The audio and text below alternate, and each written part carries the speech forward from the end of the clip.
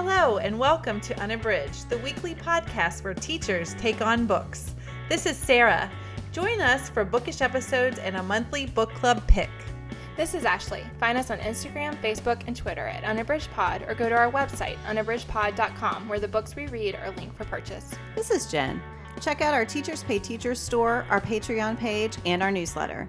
Please rate, review, and subscribe on Apple Podcasts to support us. You want opinions about books? We've got them. Hi, everyone. Welcome to Unabridged. This is episode 143, and we are thrilled today to have Farrah Rochon with us. Farrah is the USA Today best-selling author of more than 35 novels, including her latest release, The Boyfriend Project. The two-time Rita Award finalist is a native of South Louisiana. When she is not writing in her favorite coffee shop, Farrah spends most of her time reading, cooking, traveling the world, visiting Walt Disney World, and catching her favorite Broadway shows. Welcome, Farrah.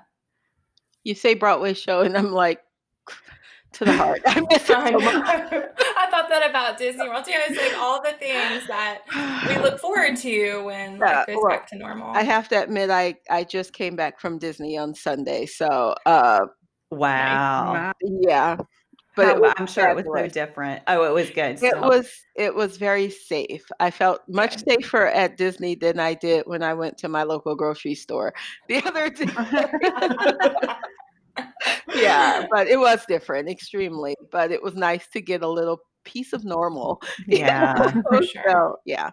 I'm definitely craving those little moments when it's like, okay, this feels like my old life. Yeah. We'll get back there. We'll get back there eventually.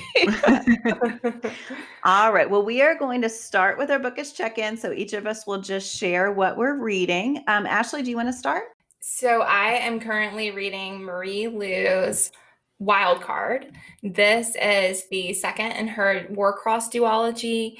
And I talked on another Bookish Check-in about, I just read her Rebel that came out, and that was the fourth in the Legend series, which started a long time ago. And I talked a little bit about how I've never read a series before where I'd read a trilogy, and then a long time later, there's another book. And I just loved it. It was so refreshing to be back in that world with the characters that I knew, but with a whole new set of obstacles and circumstances and things to find out about. And it was comforting. I found it really comforting to be back in a space where I knew the characters well, and I'd been away from it for quite a while. And so because of that, I am craving more of her books. And I read Warcross a while ago, and it is really interesting. It is about a gaming environment, and there's a lot going on. And so Warcross is the virtual space, and there's a lot happening where people have a lot of gambling and stuff like that related to Warcross. And so because of that, Amika, the main character, is sorry, my dog is notifying us of something. The main character, Amika, is a bounty hunter within the virtual space. So she is a glitch in the system and becomes really important in what's happening. But you find out all these really fascinating things about Hideo, the creator of the game, and all of that evolves in Warcross. So all of Wildcard is, has been set up by the first book. But I think I'm just interested to be in that space. I think that the dynamics between the main characters are really powerful. And I also, while I'm not a gamer myself, I love exploring the ways that the virtual space impacts the real world. And so I think all that's really fascinating. So again, that's Marie Lu's Wild Card. She's so amazing. I love her. All right, Farrah, what are you reading? Well, I'm so lucky these days because all of my reading has been for blurbs that I'm giving for authors. So I'm reading all of these books that are not available yet. Nice. But I'm currently reading a book called Winner Takes All by Sandra Kitt, who is a long time, she's like to African-American romance writers, she's like one of the queens, she's been writing forever. And it's actually the first in a new series, and they're all around people who have kind of come into money. The hero is an ex-baseball player who works for ESPN now as a commentator, and he wins the lottery. Ooh. Oh, wow. He wins $75 million in the lottery. Oh, cool. But what's unique and great about it is that she explores like the darker side of, it's not all good when you win the lottery. And his heroine, um, Jane, his name is Patrick. The heroine Jane works for the mayor's office. And she's the one who gave him, the lottery check, and they went to high school together. It was their first time seeing each other. So that's how they reconnect. And it's just, he has like the ex-girlfriend who was the one who actually bought the lottery ticket for him. So there's that dynamic of she wants half. It's so, drama juicy. It's like, oh, I needed this right now. So it's been really good. But then, like I said, there's been, a few of those dark moments where, he's kind of like, my life was better before this money came in. So I'm really enjoying it. It's something that you don't necessarily see in romance. But if anyone can pull it off, it's pro like Sandra Kitt. So I think it comes out the end of this year or early next year. But it's Winner Takes All by Sandra Kitt. Being put out by Source Books. And it really is. It's one of those books where you're just, ooh, drama. I like it. Oh, I love that. That sounds really good. Sarah, what are you reading? So I am reading Jason Reynolds and Brendan Keeley's All-American Boys. I'm reading it. We're doing a buddy read for the podcast, so I'm about halfway through. And man, we are all on record as what fans we are of Jason Reynolds. And I had not read any of Brendan Keeley's work before this, but it is just such a powerful read. And as a former 8th grade English teacher, I can see so many applications in the classroom for young people. So it is YA. It is told in dual perspectives. One is Rashad. He is a student at a school. He's an artist, and he becomes a victim of police brutality. And Quinn is the other perspective, and he witnesses this police brutality. I should say Rashad is Black, Quinn is white. Reynolds writes Rashad's point of view, Keeley writes Quinn's point of view. And man, they do such a great job of showing the impact of police brutality. They do a great job of having these really amazing voices for each of the characters. And I mean, like I said, as a teacher reading this book, I just see so many applications in the classroom and great messages for young people. And I mean, it is phenomenal so far. I know Ashley and Jen had both read this prior to our buddy read, but this is my first time through, and it's so powerful. It's horrifying, but there's so much resilience, and I'm really enjoying reading and learning and thinking about applications in the classroom. Mm-hmm. Yeah, I love that book so much. We had a great buddy read discussion last night about the first half and people's reactions. Some of the people in our buddy read had also read it before, and others it was their first time through. And I had read it, but there were a lot of things I'd forgotten, just little details that hit home on that reread. So yeah, I think the nuance is really striking to me the second time through, just seeing how I think it's that the multiple perspectives and being able to see not just the victim who experienced it, but also the observation and then the observer working through all of that. I think is really interesting. And the dynamics between, the police officer is awful and he's in the wrong. And yet there are these shades of gray because of the history of the observer with the police officer. And so like all of that is really interesting, unpacking all of that and how it impacts his action and lack of action is fascinating. Yeah. I really had to practice very good self-control to stop reading because I wanted not to give anything away in our discussion. But man, I just wanted to plow right through because I really want to know what happens. So I think, like I said, it would be a powerful read for the classroom for sure. I now need to read it because I bought it several years ago for my my cousins. I have a bunch of, boy cousins. And I heard both of them speak. They were at the Louisiana Book Festival. Oh, wow. Featured authors. And I heard them speak and, I thought, oh, my cousins, this sounds like something they should read. Well, now I want to go and get the book from them so I can read it. I've heard great things, but just hearing you all, and at this time, it just seems like, I think I need to go and pick up that copy that I brought them. Yes. Yeah. It's excellent. Yeah, and I think it's really inspiring for young people also, and that becomes more Yeah. apparent as the book progresses, but it really speaks to what is the role of a young person? How can you take action? Mm-hmm. Why is it important to take action? Like, I think it really touches on all of that as well, which is great especially for our teens. All right. So I am in the midst of another buddy read. I have a lot of buddy reads going on this month. I will just say this one is Leah Lewis's Dear Emmy Blue. And this is a buddy read with the Chicklet Book Club, which is actually where I first got to talk with Farrah. I was part of a huge buddy read chat after we all read The Boyfriend Project. And it was so much fun. So yeah, Marion picks some good ones. But so Dear Emmy Blue is it is such a sweet romance, but it's romance is at its heart, but there's a lot of other stuff going on as well. I'm listening to the audiobook, and I think the narrator, whose name I should look up, is just great. But the premise here is that when she's a teenager, the protagonist, Emmy Blue, releases a balloon into the atmosphere with her email address in it, just thinking probably that nobody's ever going to see it, but she's going through a lot and she just wants to make contact with someone. And a boy, Lucas, finds it. And they start this correspondence and become best friends. And Emmy has feelings for Lucas, but does not want to ruin the friendship. And so she is very careful to try to keep things platonic. And they are now, so the book goes back and forth between past and present. In the present, they are adults, and Lucas announces that he is getting married and he wants Emmy to be his best woman, basically. So it's like very much my best friend's wedding vibes, kind of like that. And so it is just seeing Emmy work through. She really likes his fiance. She doesn't want to mess things up, but she is fighting these feelings that she has and sort of secretly wishing something could happen.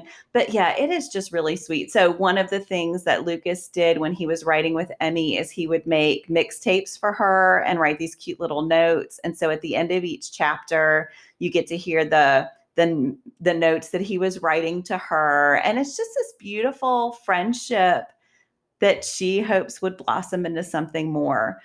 There is some darkness in her past that is coming out as well. So there are some serious sides to the book, but yeah, I don't want to give anything away. And I don't want to get through. I'm not to the end yet, so I don't know what's going to happen, but there are a couple little surprises that I won't give away here, but it's great so far. That sounds great. Sounds great. Yeah, I'm I'm charmed already. Now there's another one for the TV Red list. We do that every episode. I think we all gosh. leave with like 10 more books we want to read.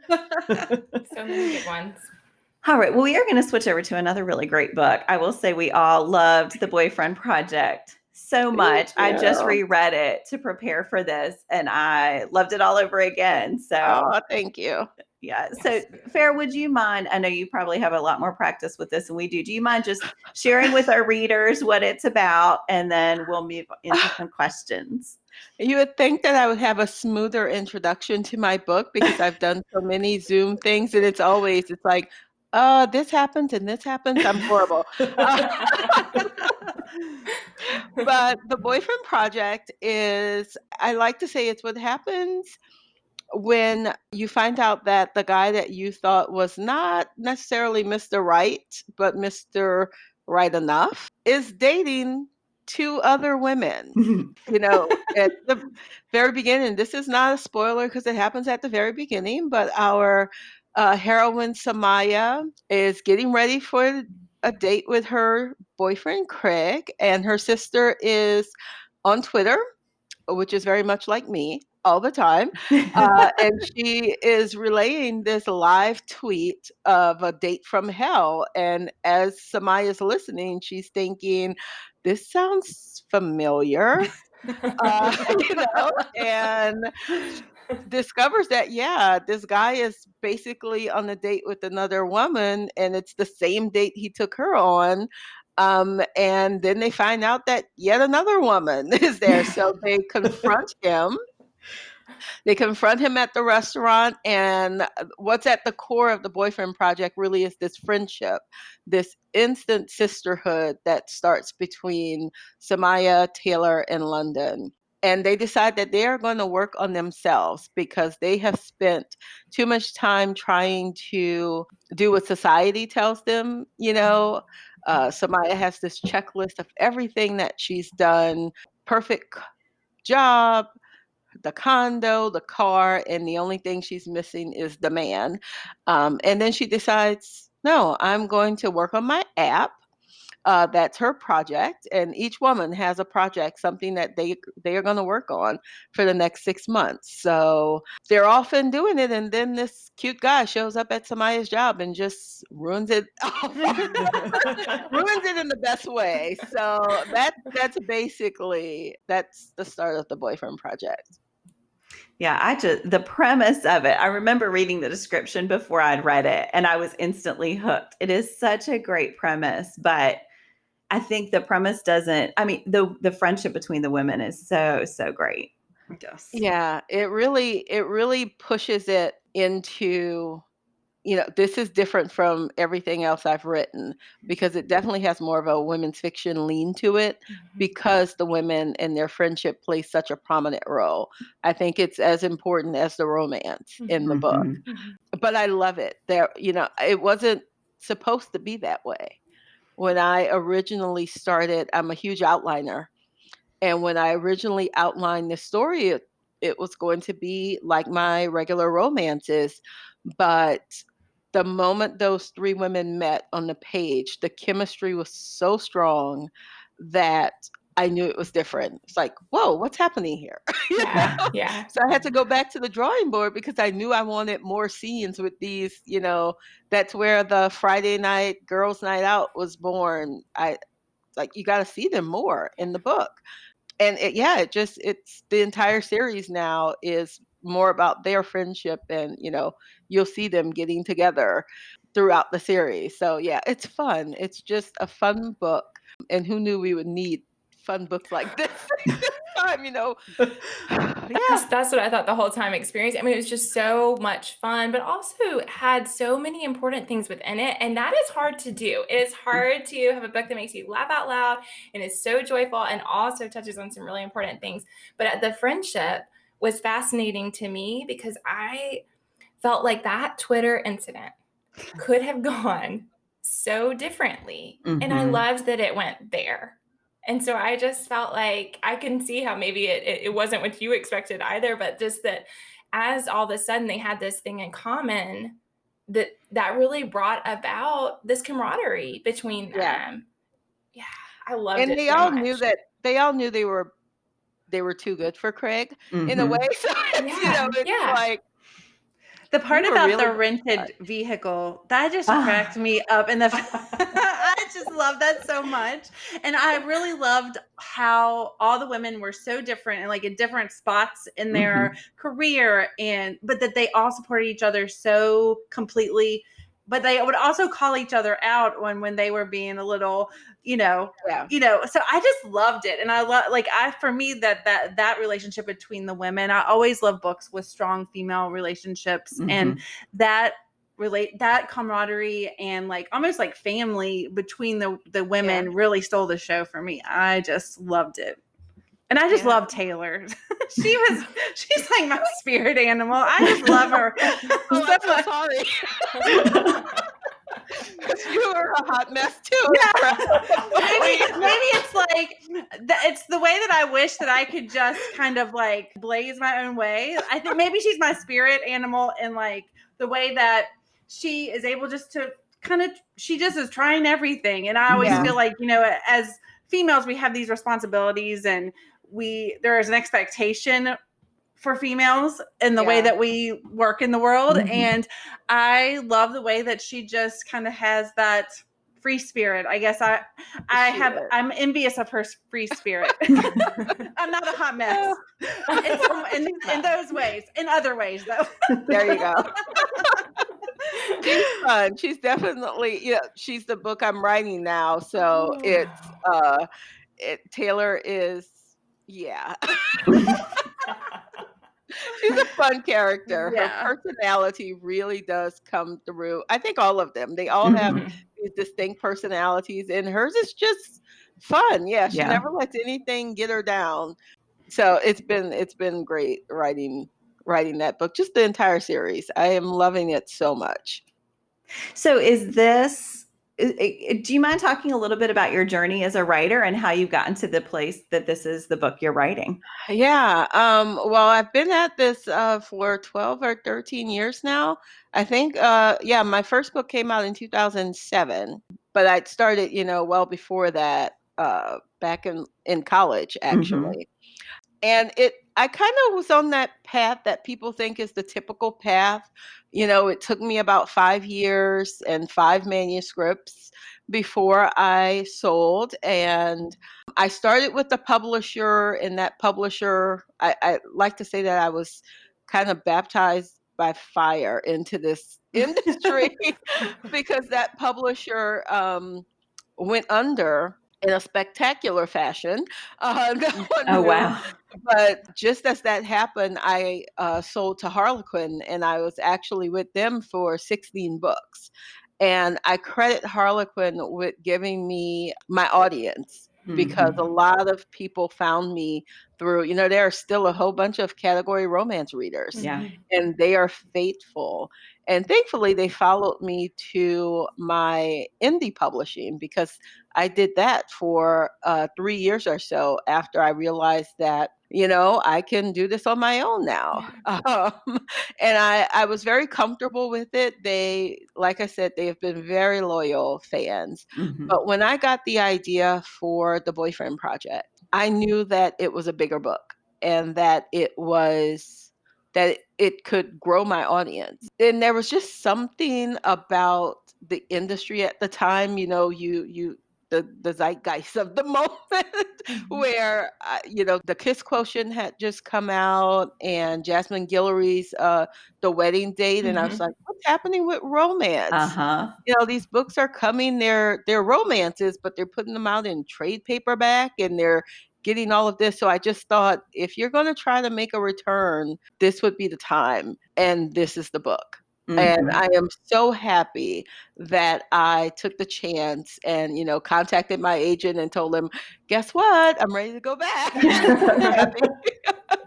He was happy about that. And it just, from the very beginning, this book just there was a different feeling about it. And yeah, I found perfect publisher.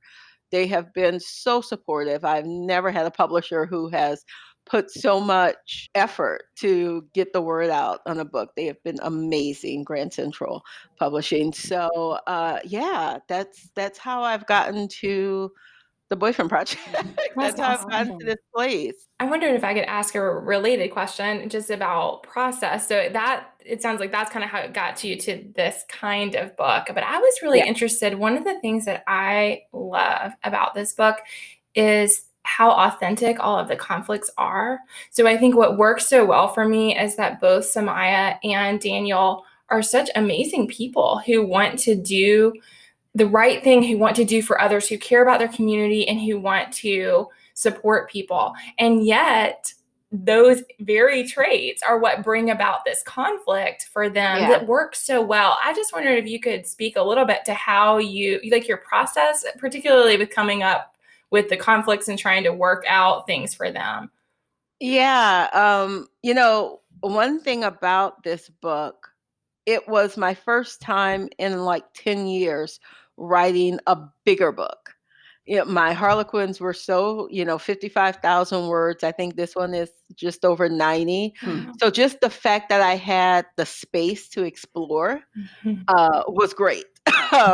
It did take a lot, but it kind of, when I come up with characters, I'm character driven author for sure. I'm a psych major, knowing about people, exploring, trying to figure out, how to make, I try to get my characters' personalities in, because that to me is what drives everything that they do in the story to make them authentic and true to themselves. I really try to hone in on their personalities, and it just went with their personalities. It's really hard to articulate exactly how that works in my head. It's one of those things that organically happens. And yeah, it's just one of those parts of my writing process that, because I do such heavy work on the front end before I ever start writing the book, trying to get their personalities. As I go through the book, those things just happen because that's the type of person they are. Because I've built them into being that type of person. And I know that's kind of like nebulous in a way, but it's really hard to explain because it just happens organically so many times. Well, and that makes a lot of sense to me because, like I said, I think the things that happen just ring really true. And I find that a lot of times I might be enjoying a romance book a lot, but I often feel like the conflict is sometimes I'm just like, just get together. Like it's like the conflicts don't. Whereas with this, it was like you really feel the tension for both of them. The tension for Samaya to want to do for herself for a change and try to pursue this thing that is really her passion and her ambition, and how important it is to be able to do that. And then for him, of course, his very job is dependent on his secrecy. And so that is really powerful because what he's doing is so important, and yet he can't tell her. But yeah, it's one of those things, a lot of romance readers, and we're not going to give spoilers, but I don't think it's a spoiler to say that Daniel is not 100% what he seems in the beginning of the book. And yes, there is some deception, but I'm one of those readers that I don't necessarily like the deception. So when I decided to write this, it's like, what are you doing? But I knew that I had to make it the most, the motivation behind him having to keep a secret from her had to be the strongest, and just so people could forgive him. And I think you do feel for him. Yeah. He tries to fight it because he knows it's wrong. I felt bad for Daniel, but it was necessary. So one thing I really loved about the book, so Daniel and Samaya have a lot of conversations about the challenges she faces as a Black woman in the tech industry. At one point, she calls herself a diversity unicorn and talks about what that brings to her company, but she definitely faces a lot of challenges. What made you want to write about that topic? Well, I like to say she knows her worth in both what she gives them. She realizes I check all these boxes for you, so you better, appreciate that. It's just a part of life. It's definitely one of those things that when coming up with this character, she's a Black woman in tech. There was no way could I write it without at least hinting at these issues, but my publisher was very on board with me actually exploring it in the way that I did in the book. So I'm very happy that my editor was open to that, because it's just something, no matter what industry you're in, there are Black women who have faced this, but especially in like the tech industry, the software industry, just women in general, women, and Black women even more. I actually worked in the software industry in Austin about 10 years ago. Oh, wow. And there were no Black women. I did not see a single one in the 3 years that I was with this company, even though I knew that they were there. So, just building upon that experience, and, even as an author, when Samaya talks about the pressure of performing, I felt that pressure. A lot of my fellow Black authors have felt that pressure. If our books don't do well, will they buy the next Black author? Or will they say, we tried that and it didn't work, people didn't buy it? Even though with other books, it could be the subject matter, or maybe it just wasn't the best book. We don't get that luxury. There's so much more writing on it. And that happens. It happens all the time. And in so many other industries, you just have this pressure of having to almost be perfect, because you're afraid that if you're not, it's going to affect the people coming behind you. So it's just something that I needed to put in the story, and it fit. And like I said, I had the room. I had the room to explore it. I'm going to try to get this little one out of here, because now he wants to kiss me. Sorry. No kissing. That's my Chihuahua for those who are just listening and can't see me trying to wrestle with him. Yeah. Sorry about that. But yeah, that's it. It just had to be done. It Mhm. would not have been authentic if I had not at least explored some of it. Mhm. Yeah, I love the way Samaya navigated all of that because I think that we get to see her working through it and both trying to. She wants to be perfect, but she also sees that it's crazy to feel like she has to be perfect all the time. Mhm. And to see all that conflict working out for her, I just think it's so powerful to see the insides of it because Mhm. it helps us identify with her. And also, it shows how it's so hard to go for something like the app that clearly is the right pathway for her. Because if she does that, then is she going to be momentarily less than perfect in this other capacity? And those Yeah. dynamics are really hard to navigate for her. Yeah. And I was too like the competition that with Keely and I mean what she's the worst, but Everyone has one of those. right. But I mean like the commentary on the competition between women in the workplace and stealing each other's work. And then Samaya having to choose between standing up for herself or versus being a team player. I mean, I think that is I think women in general and particularly Black women have this, I mean, there's this issue of like, does she just concede and continue being the team player, or does she stand up for herself? And so the scene with Daniel in the boardroom when when he's like, please explain, Keely, and I was like, yes. but can you just talk a little bit about your decision to put that kind of competitive and Keely in there, and what that meant for Samaya? Well, because this person probably will not listen to this podcast. I had Keely, Kaylee, however you want to say it. It was the way I spelled it that was really that was another dig. Yes, yes. We all appreciated that.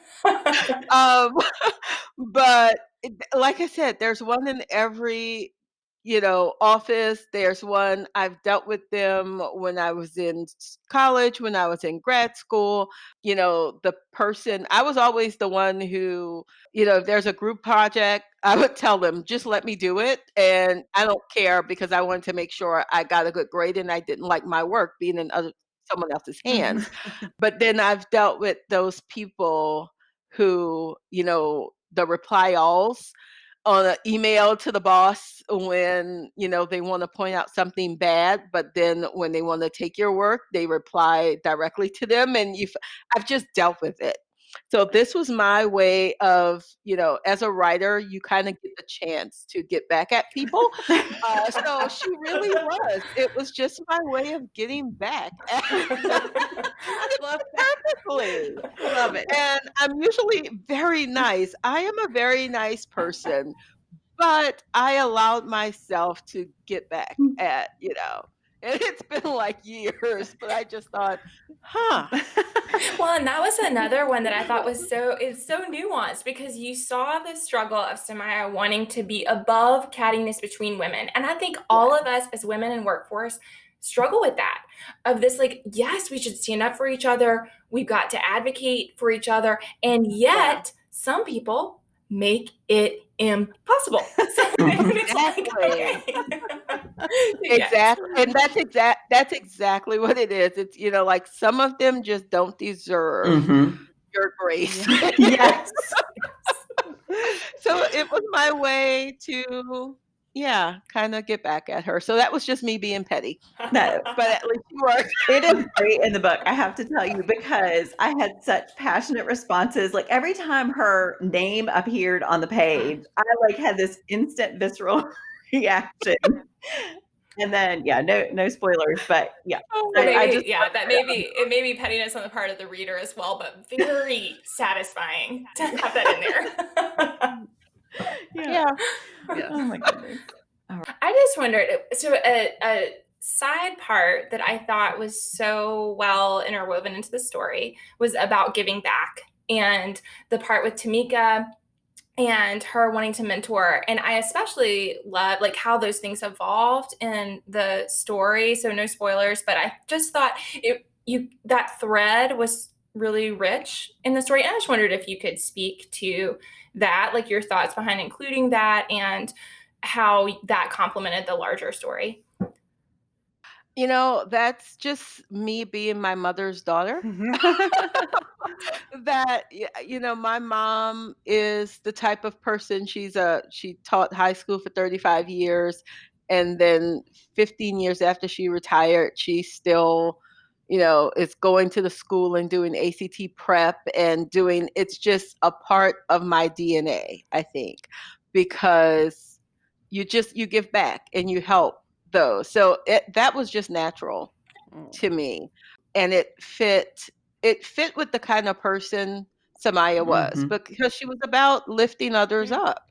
So the fact that it resonated with you is great, because I didn't think that it would be one of those things. Yeah, to me, it was just, of course, she has to do things like this, and I liked that it was, and I mean, I think we see it with her character, and we see it with the company, but I like that it wasn't just lip service to Mhm. the yeah, task and on the part of her, but also on the part of the company, that was something that is yeah, really, that we hope for, but maybe don't see very often, is just that authentic desire to connect. to do good. Mhm. And Yeah. yeah, people have asked me about trendsetters, and they're like, "Did you base that on a company?" It's like, what company do you know is that perfect? Yeah. Uh, that was my it was my dream. It's like, if there ever was a company I could create, what would it be? And Mhm. that was that company. So yeah, let's hope someone tries to create a trendsetters one day. But yeah, when it comes to Samaya's, it really is just an ode to my mother, who that has been her thing forever. Mhm. And she's still at 70 years old. She's, from her living room now, looking at school board meetings via Zoom, and she's making sure that the kids are getting what they need and all of that. So That's yeah, awesome. that's just her. That's wonderful. So, Farrah, I know that there are 2 more novels coming out in this trilogy. Do you have any news you can share about those or when we might see them? Well, Taylor's book is next year. Okay. Um, I am still working on it. It's been a crazy year, so it's a little late, but I promised my editor that I will have it for her in the next few weeks. But I think it is July of 2021 is when it's supposed to come out, and I just got to see the first real mock-up of the cover, and I absolutely love it. Oh, yeah. I love it. They're doing such a great job. But to give you just a little piece, since you all know Taylor, you know that she is trying to get her little fitness consulting business off the ground. She wants to be like an Instagram fitness influencer. And she was the only one of the trio who really was hoping that that viral video would actually work in her favor. Mhm. But of course, that did not happen for her. So she really is struggling. You don't really know. I guess I hint at it a little bit, but she's kind of struggling financially. And you find out that she really is struggling financially at the beginning of the book, of the dating playbook. That's the title. Okay. So she gets a message from this guy who would like her to be his fitness consultant, and finds out that he is an ex NFL player who Ooh. is he was hurt, and he is trying to make a comeback. So he's been trying to, get in shape, and he realizes he needs someone like her with her boot camp style fitness training, and she thinks, this is it. I've got this football guy, he's famous, he's gonna get me all these people, except he doesn't want anyone to know that they are working together, Oh. because just in case it doesn't work out, he doesn't want the ridicule of, people saying, "You're washed up, why were you even trying?" So, talk about conflict between those 2. But it actually, the dating playbook refers to this thing that comes up when they have to pretend that they are dating. because, and I don't want to give too much away, but let's just say that Taylor in her big mouth, she says something that she shouldn't say to a reporter, and they didn't have to come up with a reason to not give Daniel's book one, Jamar, not give Jamar's secret away. So that's when the fake dating comes. So, like I said, she's a mess, and her mouth always gets her in trouble.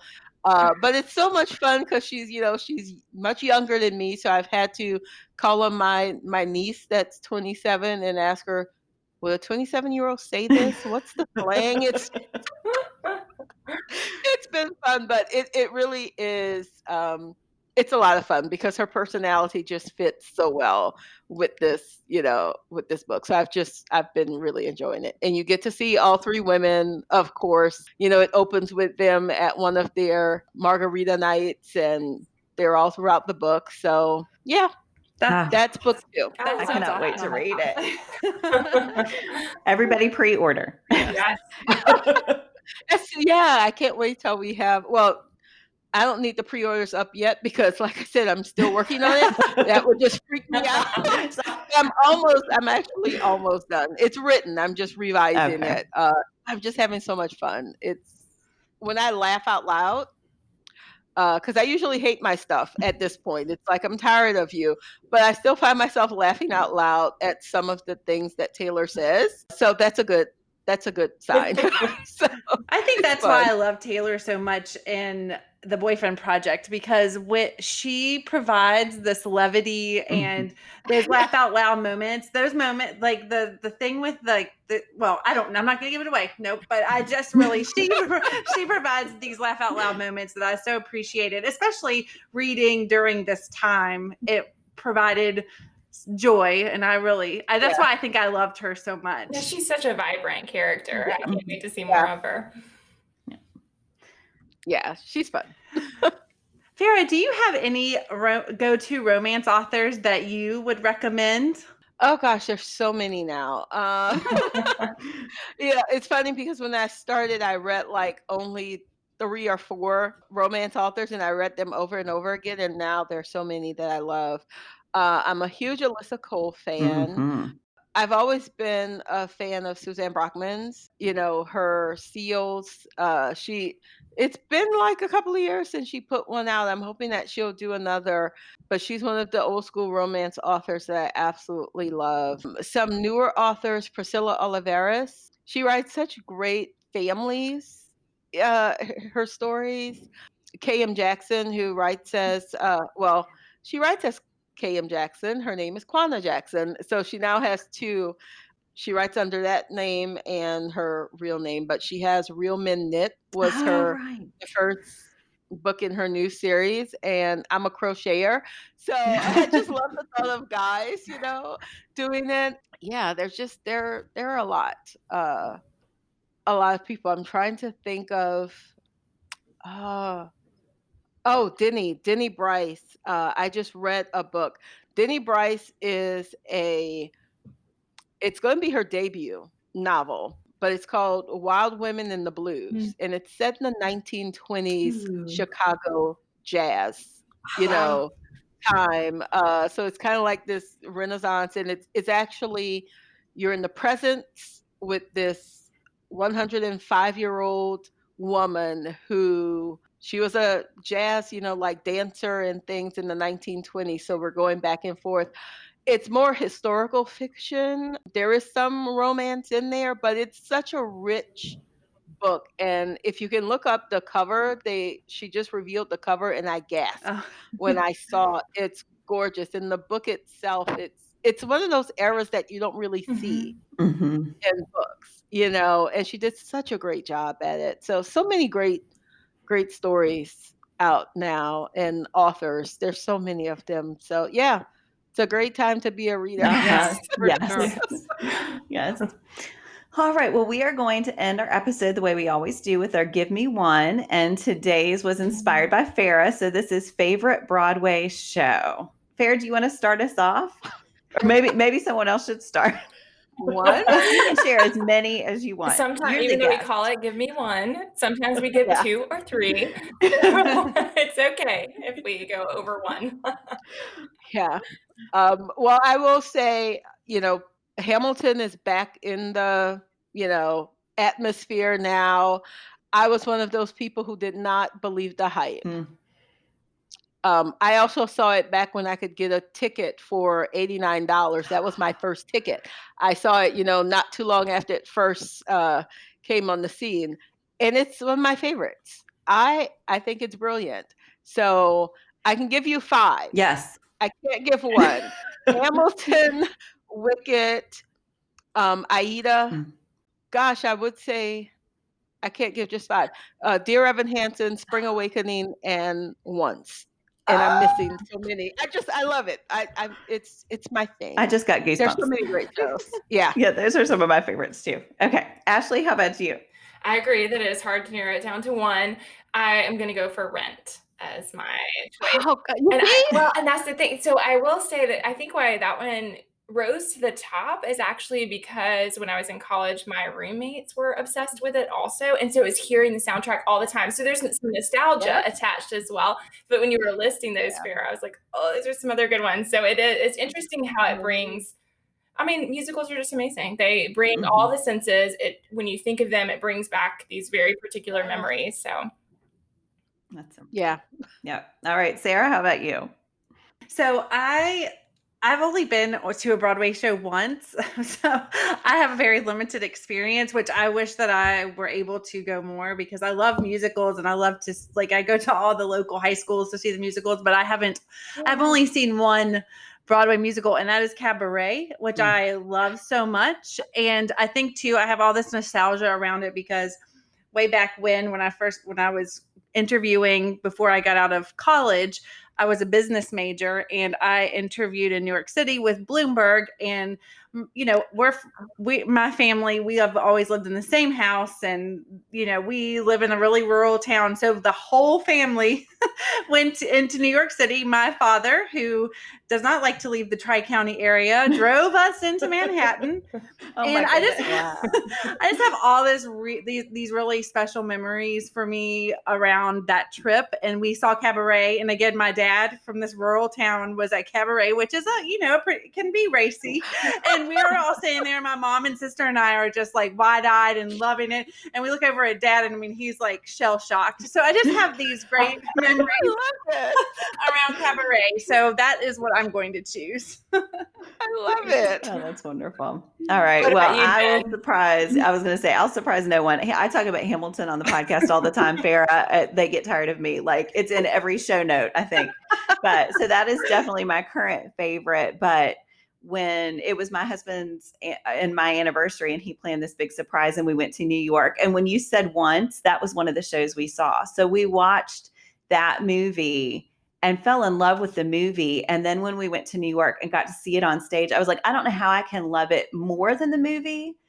I know. But the stage show, so then I was like, oh my gosh, now I want to give 5 too. Cause and then thinking back, like when I was in high school, we had this great teacher who would take us to the Kennedy Center to see musicals. So like my best friend and I were obsessed with Les Miserables and Phantom of the Opera and would listen to those soundtracks. I mean, my poor family, it was like not the normal thing that your teenage daughter probably listens to blasting over and over, but we did. Yeah. So yeah, I just think, like Ashley said, it's the senses, and there's just such an emotional reaction. Everything. Yeah, just with the first Everything. note of a soundtrack of one that you love, and then to see them on stage is just. And it's always different. I'm one of these people, I repeat. If I find a show that I love, I will see it over and over again. And at this point, it's just to compare who played this person the best. I love to do that, but they give you everything. So just to have someone entertain you and give you so much on a stage for 2.5 or 3 hours. I love it and I miss it so much. And I've already told my family when we can go back, I'm like just 2 weeks. I'm going to New York for 2 weeks. and I'm just going to overdose on shows and all my favorite restaurants. I cannot wait because I miss it. Gosh, it's probably the thing I miss the most. And I love being able to watch them on on TV, but it's just not the same. It doesn't have that same energy. And yeah, I need Broadway to come back and be stronger than ever when it does. Oh, I do. I'm really hopeful. Wow. Well, I thank you so much. This has just been Well, such a great conversation. I appreciate your willingness to be on the podcast and your wonderful book. I hope everybody goes out, if you haven't already, and get The Boyfriend Project and look out for The Dating Playbook. Did I get the title right? The Dating Playbook. Okay. Yes. Yeah. So, Farrah, thank you so much. Thank you, Farrah. Thank you. It's been great. Thank you all. You all started my day in a great way, and now I feel energized and ready to go work on Taylor's book. Sounds good. Thanks again. Thanks, everyone, for listening. Do you have comments or opinions about what you heard today? We'd love to hear them. You can find us on Instagram, Facebook, and Twitter at Unabridged Pod, or on the web at unabridgedpod.com for a list of ways to support us. We'd like to thank Jared Featherstone, who composed our theme music, Strings of Light, and Katie Amy of Amy Photography, our podcast photographer.